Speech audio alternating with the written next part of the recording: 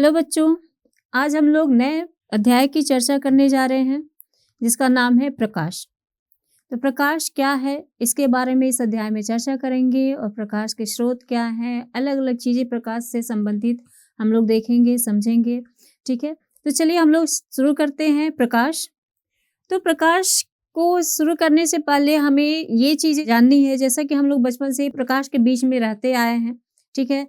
तो प्रकाश की ज़रूरत क्यों पड़ती है और प्रकाश से किन चीज़ों में प्रकाश से क्या-क्या हमें फ़ायदे हैं, वो हम लोग देखेंगे इस अध्याय में। तो हम लोग देखते हैं कि अगर रात्रि के समय अंधेरे में किसी भी वस्तु को देख नहीं पाते हैं, ठीक है? अगर हम लोग रात में चाहे या अगर अंधेरा है, हम लोग बल्ब वगैरह सभी चीज़ें, बत्ती जितने भी लाइट हैं, वो सभी बुझा दें, तो क्या हम अंधेरे में वस्तुओं को पहचान सकते हैं या कोई भी वस्तु को देख पाने में सक्षम होते हैं? तो हमारा जवाब है नहीं, ठीक है? तो अंधेरे में हम किसी भी प्रकार की कोई भी वस्तु को नहीं देख सकते हैं। जैसे ही लालटेन या बल्ब जलाते हैं, तो हमें वही सारी वस्तुएँ क्या होती हैं, साफ-साफ नज़र आने लगती हैं। ठीक है? समझ में आ रही बात?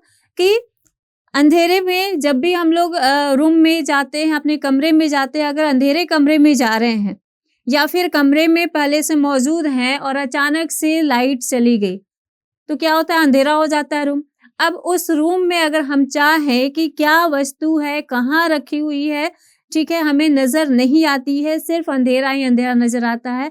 और जैसे ही फिर लालटेन या मोमबत्ती को हम लोग क्या करते हैं, जलाते हैं या फिर से वापस लाइट आ जाती है, बिजली आ जाती है, तो हमें वही वस्तुएँ बिल्कुल साफ-साफ नज़र आने लगती हैं। तो ये चीज़ें हम लोग समझते हैं कि कभी चीज़ें नज़र नहीं आती, कभी नज़र आती हैं। तो अंधेरे में नज़र नहीं आएँगी और वहीं प्रकाश आ जाएगा, तो वो वस्तु क्या होती है, नज़र आने लगती है। तो हम कह सकते हैं, इस बात से हमें क्या स्पष्ट होता है कि किसी भी वस्तु को देखने के लिए हमें किसकी ज़रूरत पड़ती है? प्रकाश की ज़रूरत पड़ती है। समझ में आ रही बात कि प्रकाश अगर ना हो, तो हम किसी भी वस्तु को देख नहीं सकते हैं, ठीक है? इसलिए हमारे जीवन में प्रकाश का अत्यंत महत्वपूर्ण स्थान है। तो इसी प्रकाश को हम लोग समझेंगे, कहाँ से प्रकाश आ रही है, प्रकाश कितने प्रकार के होते हैं, इसके स्रोत क्या है। तो हम लोग इस अध्याय में किन-किन चीज़ों की चर्चा करने जा रहे हैं, उन बिंदुओं को हम लोग देखने जा रहे हैं, चर्चा के बिंदु को समझेंगे। तो सबसे पहले हम लोग देखेंगे प्रकाश, कि प्रकाश क्या है, इसके बारे में समझेंगे, ठीक है? तो प्रकाश के बारे में समझने के बाद हम लोग प्रकाश के स्रोत को समझेंगे कि प्रकाश के स्रोत क्या होते हैं और प्रकाश के स्रोत कौन-कौन है, इनको समझेंगे। उसके बाद हम लोग देखेंगे प्रकाश के महत्व को, कि प्रकाश का महत्व हमारे दैनिक जीवन में क्या पड़ रहा है। फिर हम लोग देखेंगे कि प्रकाश का गमन कैसा होता है, ठीक है? तो प्रकाश का गमन हम लोग समझेंगे। उसके बाद देखेंगे प्रकाश का परावर्तन क्या होता है।